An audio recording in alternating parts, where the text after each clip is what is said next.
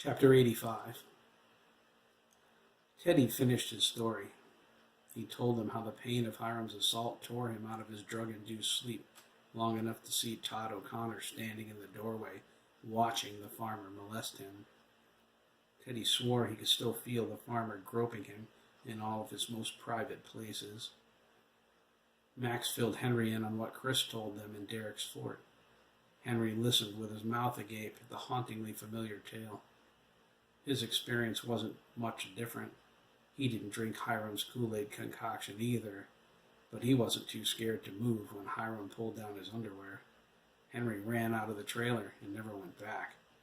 Hiram mailed him his check. He was ashamed and humiliated. He thought no one would believe him since he wasn't a little kid. Ricardo demanded they do something. He empathized with their experiences.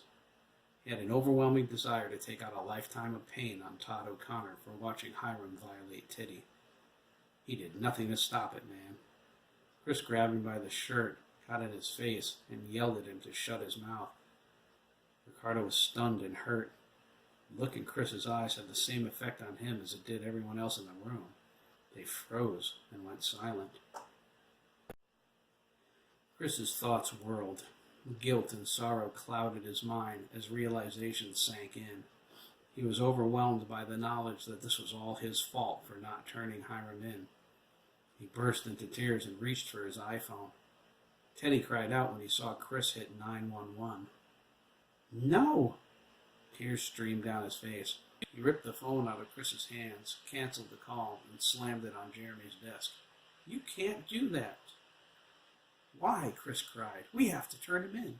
You didn't. And look what happened, Chris snapped. What do we do? Wait for another kid to get molested? Teddy begged him. They couldn't call the cops. His father would kill Hiram. Robert's career would be over, their family ruined. We should mess their world up at least, Max said. Yeah, Derek added. Kick the crap out of them. Chris heard his mom's Camaro pull into the driveway. He told everyone to drop the subject. He brought Teddy to the bathroom so he could wash his face. Matt and Max went downstairs to get the pizza. Jeremy was the first to notice the depressed mood blanketing everybody. He asked what the problem was, and Teddy made up a story about his grandfather dying. Jeremy said he was sorry. Herman stayed in Jeremy's room with Jeremy and Craig. Everyone else filed into Chris's room. They set themselves on the floor, except for Sandy and Derek. They shared the waterbed with Chris. They laid there in silence, but no one slept. They heard Thomas and Virginia turn in a short time later. The thoughts whirling around in Chris's mind finally stopped as his self-anger turned to Todd. That bastard, Chris thought, grinding his teeth. He's as much to blame for what happened to Teddy as I am. Chris sat up, climbed over Sandy, and grabbed his clothes. Let's do it, he said.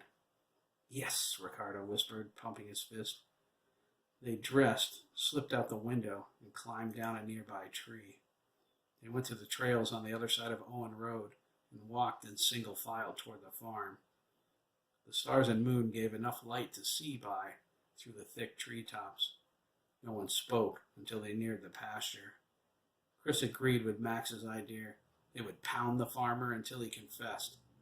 It would keep Teddy's father from becoming a murderer.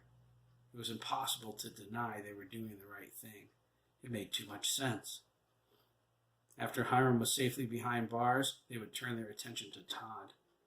The boys crossed the pasture, stepped into the barnyard, and froze as the light in the milking parlor went out.